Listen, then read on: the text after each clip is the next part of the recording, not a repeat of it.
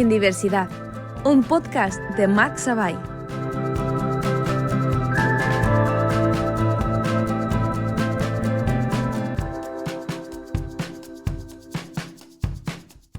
Bienvenidos y bienvenidas a En Diversidad. En el episodio de hoy vamos a hablar con Silvia, alumna del Máster en Comunicación Transmedia de la UPV. Os invito a quedaros hasta el final del episodio porque hoy hablaremos de un tipo diferente de discapacidad, la discapacidad invisible, la que no se puede ver a simple vista. Hola, buenos días Silvia, ¿cómo estás? Hola, buen día, Marc. ¿Cómo estás? Bien, gracias por aceptar la invitación al programa. Gracias por la invitación. Siempre está bueno tener estos espacios para poder hablar, porque hay que hacer conciencia. Sí, y bueno, para empezar, a modo de introducción, ¿cómo te definirías? ¿Cuál dirías que es tu historia personal?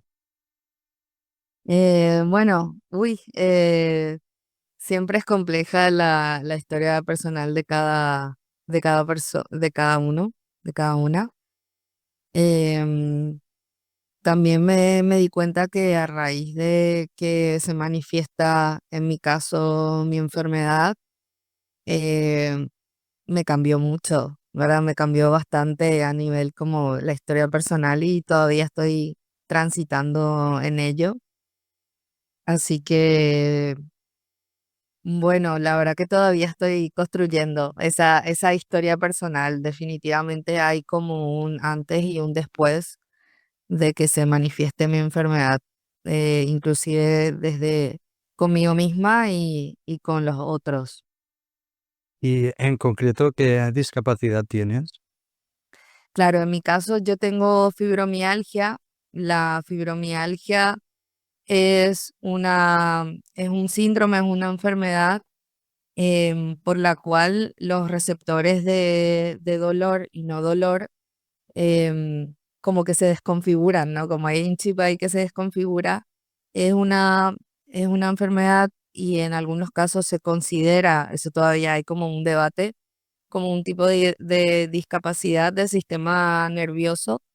Entra dentro de lo que se llama la discapacidad orgánica, que es justamente estuve leyendo un artículo que dice es que efectivamente son como las discapacidades invisibles y que todavía como que no se conoce mucho. Em, entonces, lo que genera la fibromialgia es como un pack de síntomas, ¿no? Em, lo más fuerte y digamos lo más jodido es el tema del dolor, porque lo que pareciera como que el cerebro, claro, el cerebro es muy complejo. Entonces, el cerebro tiene las memorias de nuestros dolores, ya sea desde cuando te caíste y se te clavó algo, algún vidrio, por ejemplo, una piedra, hasta, por ejemplo, quemaduras o, por ejemplo, cuando te quemas con el sol, en la playa, ese tipo de cosas. Entonces, cuando a mí se me manifestó la enfermedad, yo primero empecé a sentir como ardores en los muslos y primero entonces parecía que era como una alergia y luego empecé a sentir como ardores en los brazos y después ya empecé a sentir sensaciones como si fuera de agujas pinchándome. Entonces como lo que hay es una reacción desproporcionada al dolor, ¿no?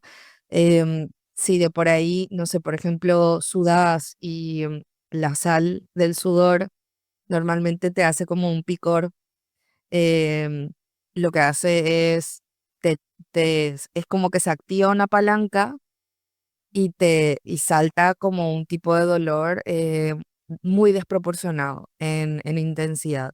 Eso sería como lo más fuerte y lo que jode bastante más. Luego también los otros síntomas son como una fatiga crónica, como que estar todo el tiempo cansado, como sentirse pesado. También afecta mucho el clima, afecta muchísimo el clima.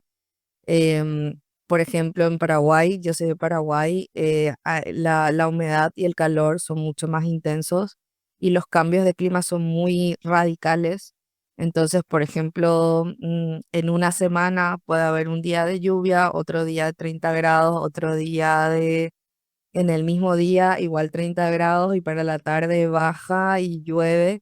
Entonces, ese tipo de cambios inclusive a veces hasta me da mareos y náuseas, ¿verdad? O sea que el clima incide muchísimo, ¿verdad? Entonces son como un pack de cosas que en general afecta la calidad de vida y hace que haya cosas que sean como más difíciles, ¿no? Por ejemplo, a mí me pasaba mucho acá, por suerte, en Valencia sobre todo, que dentro de todo estamos como en un clima bastante estable, no, por lo menos no hace demasiado frío y así. Me siento mucho más normal, eso le digo de repente a mis amigos, me siento como mucho más, entre comillas, normal, ¿verdad? Pero con menos síntomas que en Paraguay, porque es un clima para mí, para el nivel de humedad de Paraguay, mucho más seco y mucho más estable, ¿verdad? Entonces todo eso va sumando a que, digamos que todo lo que normalmente hay que hacer en la vida, trabajar, estudiar, salir con amigos, etcétera, y no sea tan fácil. O por ejemplo, mm, me cuesta mucho pararme mucho tiempo, ese tipo de cosas, ¿verdad? Entonces, hay cosas como que te van disminuyendo. Es como que todo el mundo está corriendo a 100 kilómetros por hora y vos no podés ir al mismo nivel, ¿verdad? Va disminuyendo, aunque no se vea. De hecho, que por ejemplo, la Asociación de Fibromialgia de Paraguay, su lema es fibromialgia no se ve, pero se siente. Mm. Sí, es muy interesante todo lo que nos estás contando para que los oyentes puedan entender más sobre una enfermedad como es la fibromialgia. ¿Y tú cómo lo gestionas para el día a día, para convivir con esta enfermedad? Sí, es como un aprendizaje. Por eso yo dije que el, el camino empezó como desde que se manifestó, pero sí que yo siento como que tengo un nuevo cuerpo. O sea, eso sentí como después de la enfermedad es como que tenía un nuevo cuerpo y tenía que empezar a volver a aprender cómo utilizarlo, cómo gestionarlo. Yo creo que lo más importante también es trabajar mucho lo que es la parte psicológica, porque al final lo que tenés que aprender es a entenderte, a tenerte paciencia y a aprender que eso, vos tenés un cuerpo que es distinto a los demás y bueno, y tenés que aprender a convivir con eso y aunque es difícil, porque hay como, yo creo que es difícil porque tenemos como un sistema de funcionamiento social que creo que a todos de hecho nos cuesta, ¿verdad? A las personas que tenemos alguna condición y no, de tener que trabajar muchas horas, de que todo tiene que ser rapidísimo, de que todo tiene que ser para ayer y de tener que cumplir con estudio, trabajo, familia. Es como que todo es muy competitivo y todo tiene que ser súper rápido.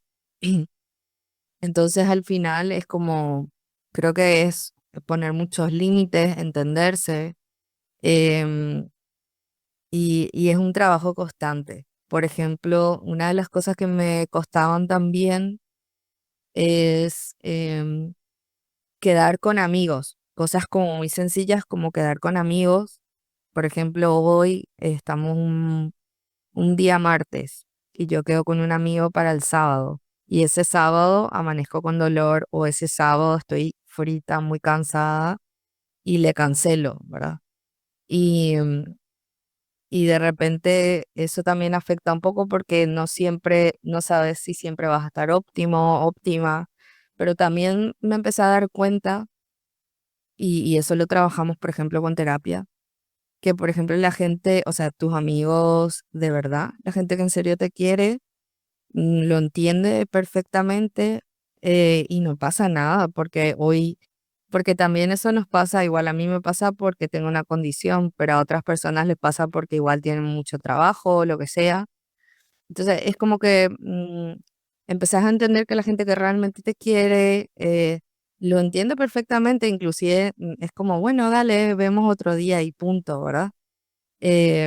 Entonces como que ese trabajo de tenerte paciencia, aprendí, por ejemplo, también si de por ahí voy a un concierto y estoy mucho tiempo parada y me empieza ya a molestar las piernas y, y le aviso a mis amigas, digo, bueno, yo ya me retiro. Es como, entiendo perfectamente que, bueno, me voy, lo paso bien y cuando ya veo que hasta ahí llegué, me retiro y no pasa nada, no pasa nada por no cumplir, por no hacer lo que los otros no pueden.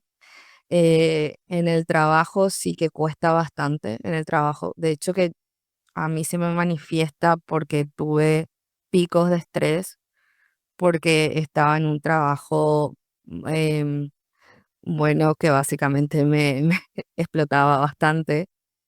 Entonces, digamos, como esa cosa de tener que hacer tanto todo el tiempo, también te afecta.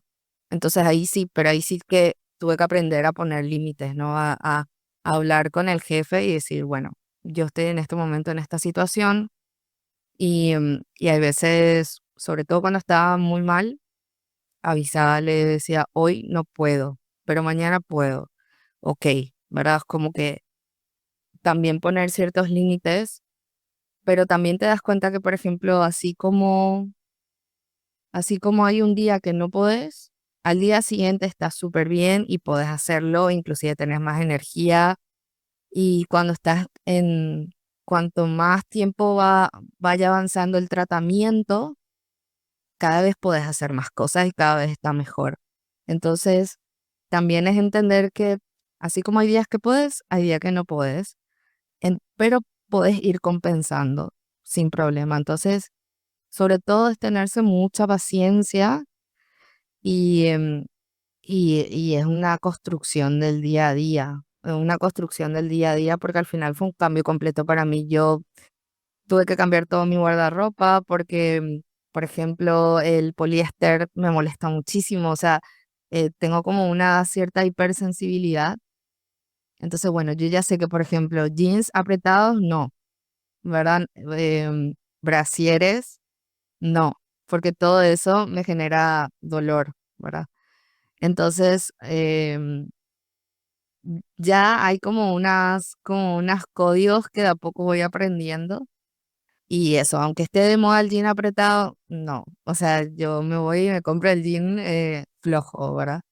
Y no pasa nada, ¿verdad? Es como que no pasa nada por no seguir la moda. Al final lo más importante es que uno esté bien y que esté cómodo.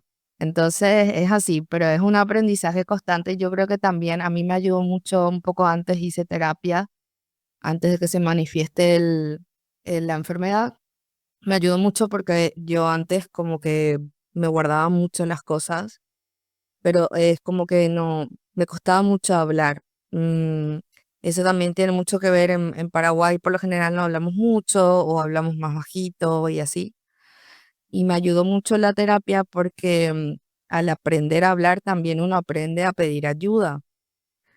Em, Aprende a decir, bueno, por ejemplo, eso me ayudó mucho porque hablaba muchísimo con mi madre, le decía, esto no me está pasando, mi madre entonces cuando se va buscando médicos y en general entonces así voy pidiendo ayuda. Me cuesta mucho porque ya yo siempre fui como la persona que siempre hacía todo y tenía mucha energía y qué sé yo, y aprender a pedir ayuda, sentirme vulnerable es un trabajo, pero eso, yo creo que es gestionarse desde poner límites, desde entender que vas a tu ritmo y no pasa nada porque, bueno, vas a cumplir igual tus objetivos, pero en un ritmo diferente. Y sobre todo aprender a pedir ayuda y que también no pasa nada. Sí, veo que es muy importante trabajar el nivel mental y que muchas veces tener una discapacidad como la fibromialgia puede hacer que tengas que renunciar a algunos eventos, tanto a la hora de quedar o a nivel laboral. La próxima semana seguiremos hablando sobre fibromialgia con Silvia. En la siguiente parte de la entrevista, que os recomiendo que no os perdáis, veremos qué es aquello que podemos hacer para mejorar nuestro trato con una persona que tiene una discapacidad invisible y qué es aquello que se podría hacer desde un punto de vista legislativo para mejorar la calidad de vida de estas personas. Antes de despedirnos, vamos a recordar las siguientes palabras de Confucio. No importa lo lento que vayas, mientras no pares.